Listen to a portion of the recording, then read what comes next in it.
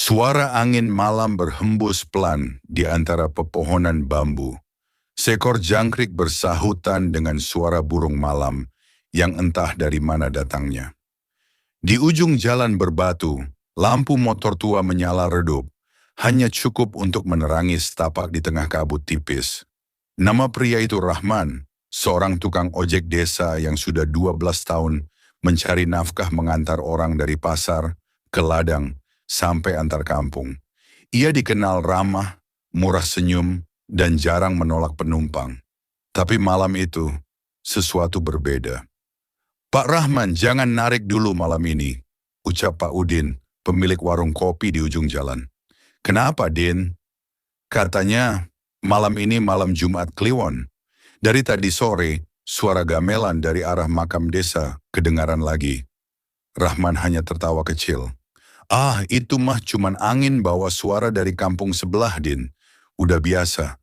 Namun di dalam hatinya ada sedikit rasa aneh.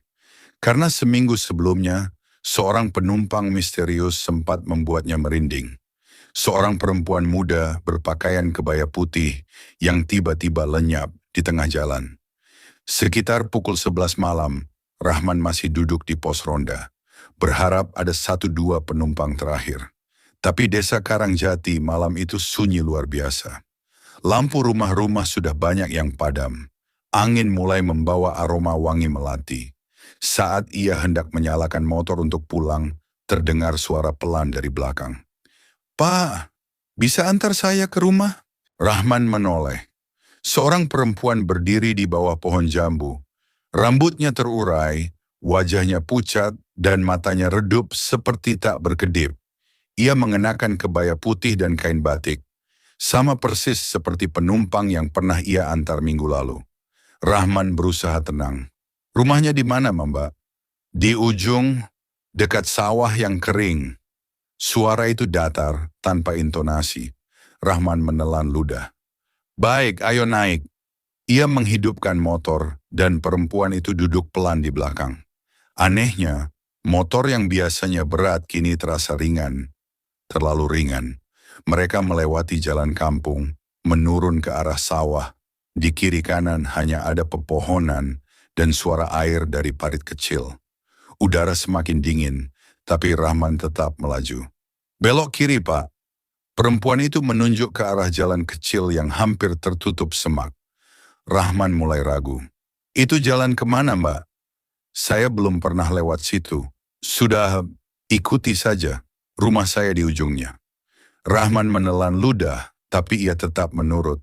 Ban motornya melewati lumpur, suara ranting patah di bawah roda. Tiba-tiba, terdengar bisikan samar di telinganya. "Sudah lama, tak ada yang mengantarku pulang." Rahman menoleh cepat, tapi perempuan itu menunduk diam. Setelah beberapa menit, mereka sampai di sebuah lapangan luas dengan satu rumah kayu tua di tengahnya. Rumah itu gelap, pintunya terbuka sedikit. Perempuan itu turun perlahan. "Terima kasih, Pak. Nanti saya bayar di dalam ya." Rahman mengangguk, menunggu di atas motor. Tapi setelah 5 menit, tak ada yang keluar. Ia memanggil pelan. "Mbak, udah siap, Mbak?" Tak ada jawaban. Ia akhirnya turun, menyorotkan senter ke arah pintu rumah. Di dalam, kosong. Debu tebal di mana-mana. Di meja tergeletak foto tua, foto seorang gadis berkebaya putih sedang tersenyum di depan rumah itu. Dan di pojok ruangan, ada bunga melati segar, masih basah dengan air. Rahman mundur perlahan, jantungnya berdetak keras. Sampai akhirnya, dari belakang rumah terdengar suara lirih. "Sudah lama, aku menunggumu." Suara itu persis seperti suara penumpangnya.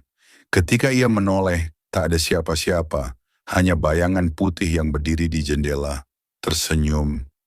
Rahman berlari tunggang langgang keluar dari rumah itu, tapi jalan yang tadi ia lewati hilang.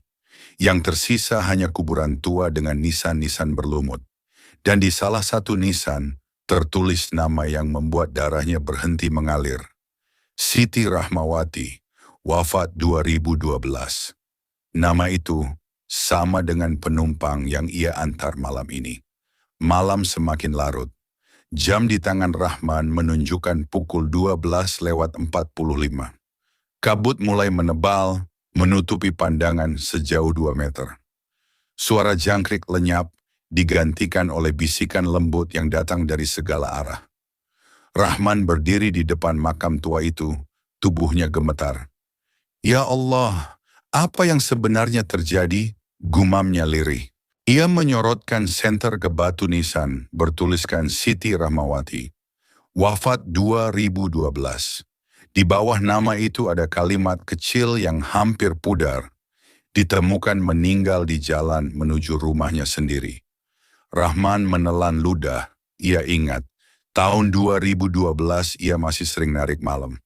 Waktu itu sempat terdengar kabar seorang gadis hilang seusai naik ojek dari pasar malam. Katanya, tukang ojek yang terakhir mengantar gadis itu juga menghilang. Namun tidak pernah ada yang tahu siapa dia.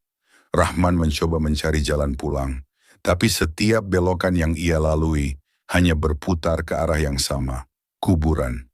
Sampai akhirnya, dari kejauhan terdengar suara motor lain mendekat. Pak Rahman, suara itu dikenalnya. Pak Udin, teman warungnya. Rahman menjerit lega. Din, alhamdulillah, kamu nyusul aku ya. Pak Udin turun dari motor, wajahnya pucat. Kamu kemana aja, Man? Dari sore kita semua nyariin kamu. Katanya tadi sore kamu bilang mau pulang jam 8. Rahman tertegun. Loh, sekarang masih malam kan? Pak Udin menatap jam tangannya. Sekarang, Sabtu sore, jam 5 Rahman terdiam. Tangannya gemetar. Ia melihat sekeliling. Tapi kuburan yang tadi gelap kini terang oleh sinar matahari sore. Ia sudah hilang selama hampir 1 hari penuh. Rahman dibawa ke rumah Mbah Darmo, sesepuh desa Karangjati yang dikenal paham hal-hal gaib. Mbah Darmo menatapnya lama, kemudian berkata pelan, "Kamu ketemu dia ya?" Rahman menunduk. Gadis berkebaya putih, "Iya Mbah, saya antar dia ke rumah di tengah sawah." Mbah Darmo menghela napas panjang. "Itu bukan rumah, itu tempat arwahnya berdiam. Dulu dia dibunuh oleh seseorang, tukang ojek juga. Arwahnya suka menampakkan diri tiap malam Jumat, minta diantar pulang." Rahman tercekat. "Jadi, saya yang dia pilih malam itu?" Mbah Darmo mengangguk perlahan. "Kamu bukan yang pertama, Man. Sudah 3 orang sebelumnya, semuanya hilang.